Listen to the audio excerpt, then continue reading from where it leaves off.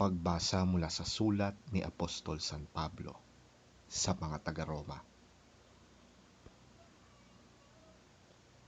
Kaya nga, mga kapatid, alang-alang sa masaganang habag ng Diyos sa atin, ako'y nakikiusap na ialay ninyo ang inyong sarili bilang isang handog na buhay, banal, at kalugod-lugod sa Diyos.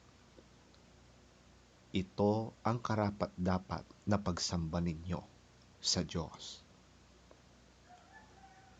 Huwag kayong makiayon sa takbo ng mundong ito. Mag-iba kayo sa pamamagitan ng pagbabago ng inyong pag-iisip upang maunawaan ninyo ang kalooban ng Diyos, kung ano ang mabuti, kalugod-lugod, at ganap na kalooban niya. Dahil sa kagandahang loob ng Diyos sa akin, sinasabi ko sa bawat isa sa inyo, huwag ninyong pahalagahan ang inyong sarili ng higit sa nararapat. Sa halip, pakaisipin ninyong mabuti ang tunay ninyong katayuan ayon sa sukat ng pananampalatayang ipinagkaloob ng Diyos sa bawat isa sa inyo. Kung paanong ang katawan ay binubuo ng maraming bahagi at magkakaiba ng gawain ang bawat isa, gayon din naman, kahit na tayo'y marami, nabubuo tayo sa iisang katawan ni Kristo at tayong lahat ay bahagi ng isa't isa. Tumanggap tayo ng iba't ibang kaloob ayon sa kagandahang loob ng Diyos, kaya't gamitin natin ang mga kaloob na yan. Kung ang ating kaloob ay pagsasalita ng pahayag mula sa Diyos, magpahayag tayo ayon sa sukat ng ating pananampalataya. Kung paglilingkod ang ating kaloob, maglingkod tayo. Magturo ang tumanggap ng kaloob sa pagtuturo.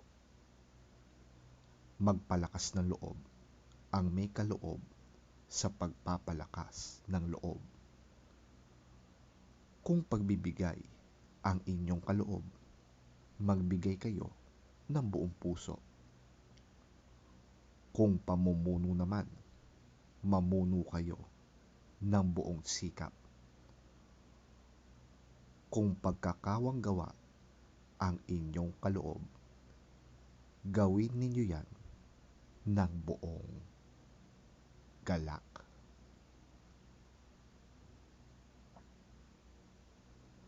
Ang salita ng Diyos. Salamat sa Diyos. Ang mabuting balita ng Panginoon ayon kay San Lucas. Papuri sa iyo, Panginoon. Samantala, dumaragsa ang libo-libong tao at sa sobrang dami ay nagkakatapakan na sila. Sinabi ni Jesus sa kanyang mga alagad, mag-ingat kayo sa pampaalsang ginagamit ng mga Pariseo. Sila ay mga mapagkunwari.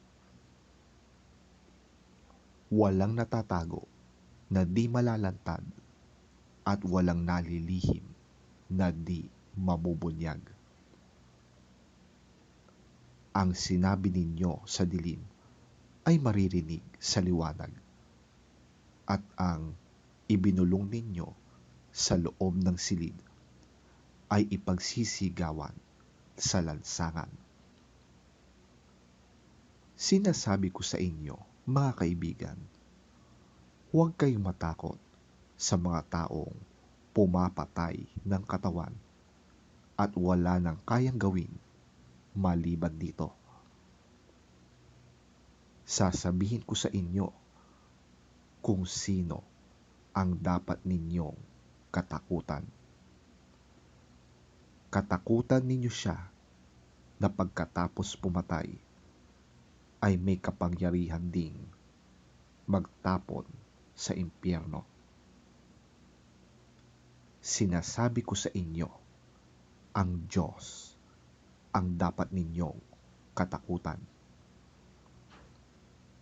Hindi ba't ipinagbibili ang 5 maya sa halaga lamang ng 2 salaping tanso? Gayunman, kahit isa sa kanila'y hindi pinababayaan ng Diyos. Maging ang buhok ninyo'y bilang niyang lahat. Kaya't huwag kayong matakot. Higit kayong mahalaga kaysa mga maya.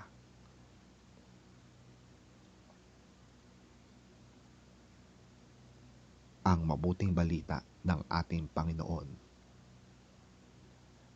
Pinupuri ka namin, Panginoong Hesukristo.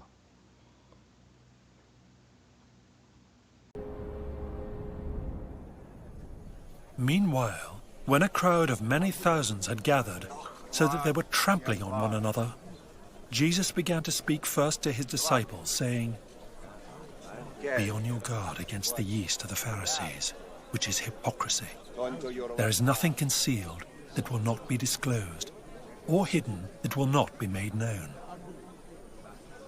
What you have said in the dark will be heard in the daylight, and what you have whispered in the ear in the inner rooms will be proclaimed from the roofs.